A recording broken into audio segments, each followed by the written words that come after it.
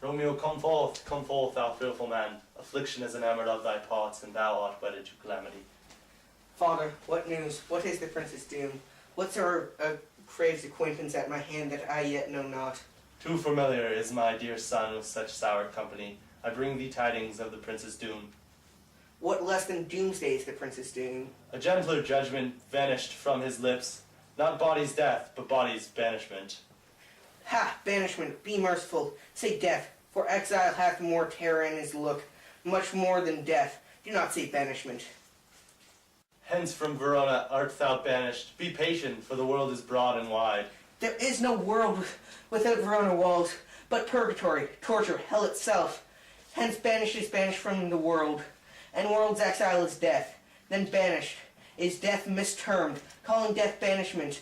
Thou cuttest my head off with a golden axe, and smile upon the stroke that murders me.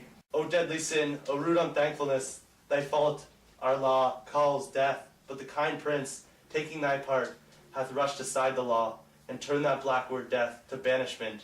This is dear mercy, and thou seest it not? Torture and not mercy, heaven is here, where Juliet lives, and every cat and dog, and little mouse, every unworthy thing, live here in heaven, and may look on her. But Romeo may not? More validity, more honorable state, more courtship lives in carry-on flies than Romeo. They may seize on the white wonder of dear Juliet's hand, and seal immortal blessing from her lips, who even in pure and vestal modesty still blush as thinking their own kiss is sin. But Romeo may not? He is banished. Flies may do this, but I from this must fly. They are free men, but I am banished. And sayest thou yet that exile is not death? Hast thou no poison mixed, no sharp ground knife, no sudden mean of death, though near so mean, but banished to kill me? Banished, O friar, the damn use that word in hell, howlings attendant.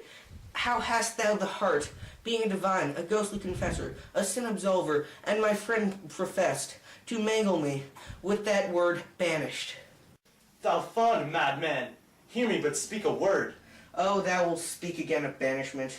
I'll give thee armor to keep off that word, adversity's sweet milk, philosophy, to comfort thee, though thou art banished. Yet banished, hang up philosophy, unless philosophy can make a Juliet, displant a town, reverse a prince's doom.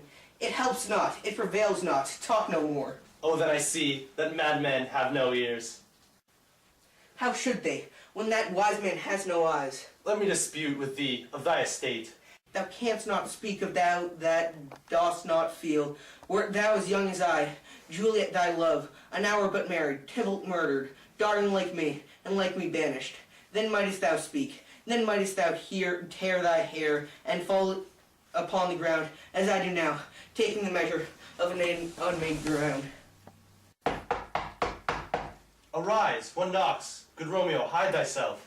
Not I, unless the breath of a heartsick groans, mist-like, enfold me from the search of eyes. Hark, how they knock. Who's there? Romeo, arise. Thou wilt be taken. Stay a while. Stand up. Run to my study, by and by. God's will. What simpleness to this. I come, I come. Who knocks so hard? Whence come you? What's your will? Let me come in, and you shall know my errand. I come from Lady Juliet. Welcome, then. Oh, Holy Friar, oh, tell me, Holy Friar, where is my lady's lord? Where is Romeo? There on the ground, with his own tears made drunk. Oh, he is even in my mistress's case. Just in her case, oh, woeful sympathy. Pity's predicament, even so lies she. Blubbering, weeping, weeping and blubbering. Stand up, stand, and you be a man, for Juliet's sake. For her sake, rise and stand. Why should you fall into so deep a no? Nurse. Ah, sir, well, but that's the end of all. Speakest thou of Juliet? How is it with her? Doth she not think me an old murderer? Now I have stained the childhood of her joy, with blood removed but little from her own. Where is she, and how doth she? And what says my concealed lady to our concealed love? Oh, she says nothing, sir, but weeps and weeps, and now falls on her bed, and then starts up, and Tybalt calls, and then on Romeo cries, and then down falls again. As if that name, shot from the deadly level of a gun, did murder her, as that name's cursed hand murdered her kinsman. Oh, tell me, friar, tell me, in what vile part of this anatomy doth my name lodge? Tell me that I am Sack, the hateful mansion. Hold thy dagger. Art thou a man? Thy form cries out thou art. Thy tears are womanish, thy acts denote the unreasonable fury of a beast, unseemly woman in a seeming man, or ill-beseeming beast in seeming both. Thou hast amazed me, by my holy order. I thought thy disposition better tempered. Hast thou slain Tybalt?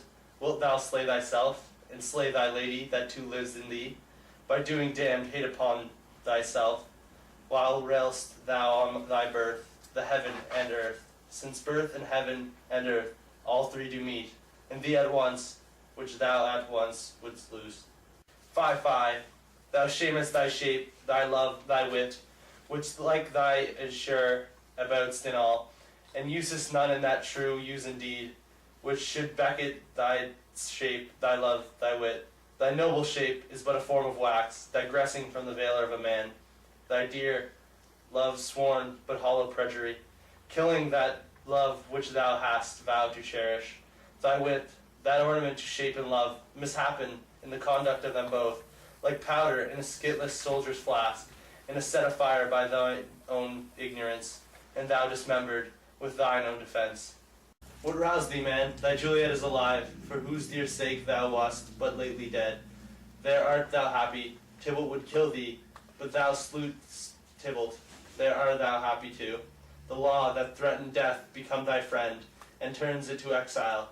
There art thou be happy, a pack of blessings light upon thy back. Happiness courts thee in her best array, but like a misbehaved and swollen wench, thou pourest upon thy fortune and thy love. Take heed, for such die miserable. Go, get thee to thy love, as he decreed. Ascend her chamber, hence and comfort her. But look thou, stay not till the watch be set, for then thou cannot pass to Mantua, where thou shalt live, till he can find a time to blaze your marriage, reconcile your friends, beg pardon of the prince, and call thee back, with 20,100,000 times more joy than thou wentst forth in lamentation. Go before nurse, commend me to thy lady, and bid her hasten, and all the house to bed, which with heavy sorrow makes them apt unto, Romeo is coming. Oh Lord, I could have stayed here all night to hear your good counsel. Oh, what learning this is. My lord, I'll tell my lady you will come. Do so, and bid my suite prepare to chide. Here, sir, a ring that she bid me give you, sir. Hie you, make haste, for it grows very late. How well my comfort is revived by this. Go hence, good night. And here stands all your state, either be gone before the watch be set, or by the break of day, disguised from hence. Seorn in Mantua, I'll find out your man, and he shall signify from time to time every good hap to see the chances here. Give me thy hand, 'tis late. Farewell, good night. But that a joy, past joy, calls out on me. It were grief, so brief, to part with thee. Farewell. Farewell, Romeo.